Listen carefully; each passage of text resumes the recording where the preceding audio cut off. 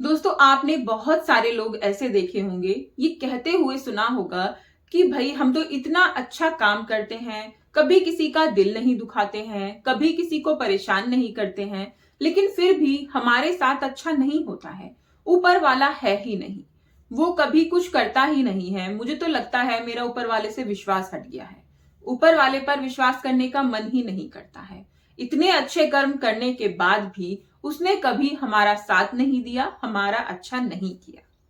लेकिन दोस्तों, हम ये भूल जाते हैं कि ऊपर वाला तो है, लेकिन वो कभी कभी हमारे अनुसार, हमारे अकॉर्डिंग हमें चीजें नहीं देता है।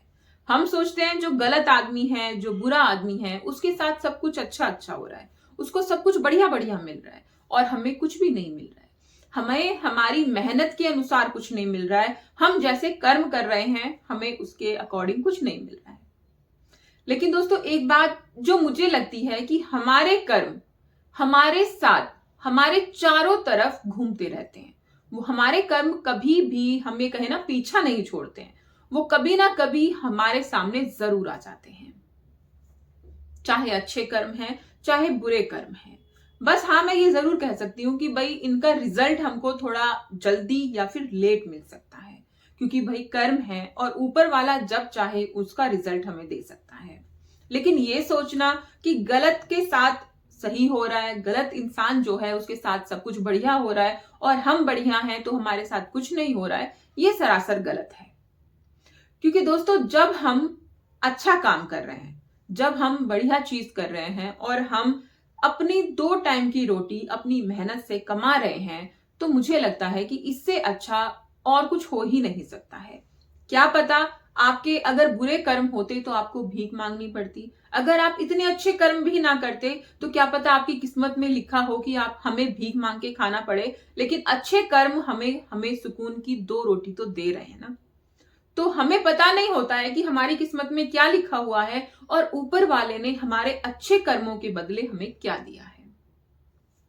चलो इसे एक छोटी सी कहानी से, तो छोटा सा 2 लाइन है, बस उससे समझते हैं। एक बार एक ऑफिस में एक आदमी काम करता था। ऑफिस का जो बॉस था उसे किसी बात पे बहुत ज्यादा गुस्सा आया। उसने सोचा कि मैं अपना ये गुस्सा किस पे निकालूं। तो उसका जो एम्प्लॉय था, उसने उसको बुलाया और उसको बहुत ज्यादा डांट लगाई और उसको बहुत ज्यादा अच्छा बुरा भला बुरा कह दिया। आदमी को बहुत बुरा लगा कि बिना बात के ही बॉस ने मुझे डांटा, मुझे इतना सब कुछ सुनाया सबके सामने और मेरी कोई गलती भी नहीं।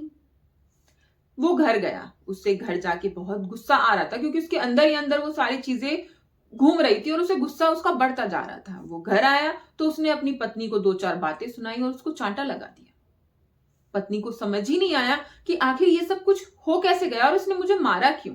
लेकिन पति का गुस्सा देखकर वो कुछ नहीं बोली और अंदर गई तो उसने अपने बड़े बेटे को एक चांटा लगा दिया।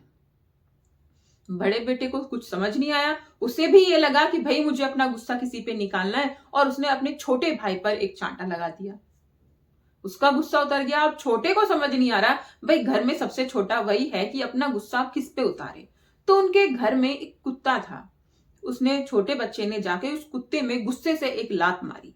कुत्ता जो था वो वफादार था। उसे लगा कि भाई अगर मैं अपने मालिक को काटूंगा तो ये तो ईमानदारी नहीं होगी। तो वो अपने गुस्से को दबाकर घर से बाहर निकल गया और दौड़ता दौड़ता बहुत दूर जा पहुंचा।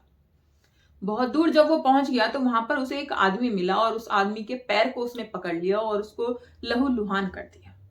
वो आदमी अपना पैर छुड़ाकर जैसे तैसे डॉक्टर के पास पहुंचा, उसका ट्रीटमेंट कराया। आखिरी आदमी कौन था जिसका पैर उस कुत्ते ने काटा? वो आदमी था वही बॉस जिसने सारी चीजों की शुरुआत की थी।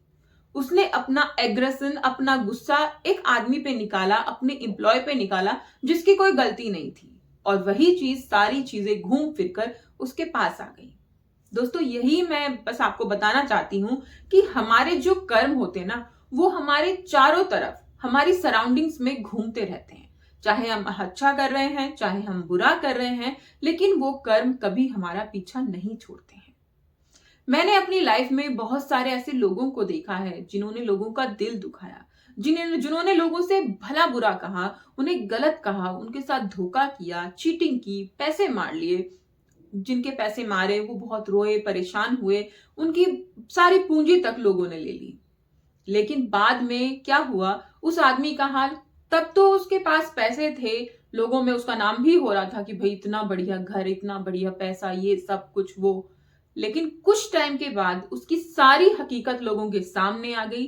और कहते हैं ना, जैसे कि ताश का महल कब धराशायी हो जाए पता ही नहीं चलता, तो वैसे ही ये पत्तों का जो महल होता है, झूठ का, पाप का, किसी से चीटिंग का, कब धराशायी हो जाए पता ही नहीं होता है।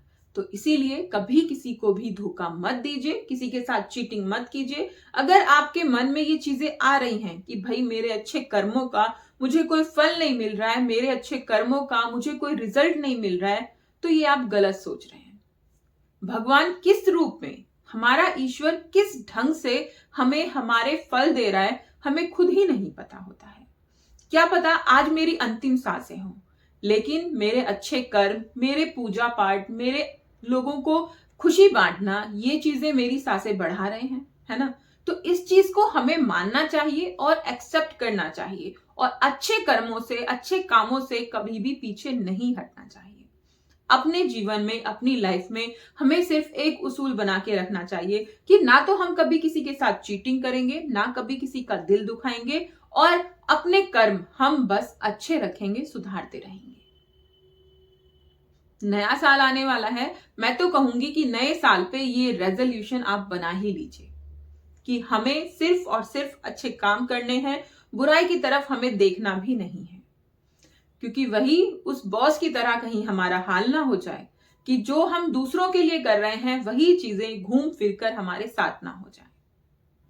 दोस्तों, अगर आपको ये वीडियो अच्छी लगी तो प्लीज मुझे कमेंट करके जरूर बताइएगा। इस जानकारी को अपने दोस्तों के साथ शेयर भी कीजिएगा। हो सकता है इस जानकारी से आपके दोस्तों का कुछ भला हो जाए। अगर वो कुछ बुरा करने के लिए सोच रहे हैं तो वो ना करें।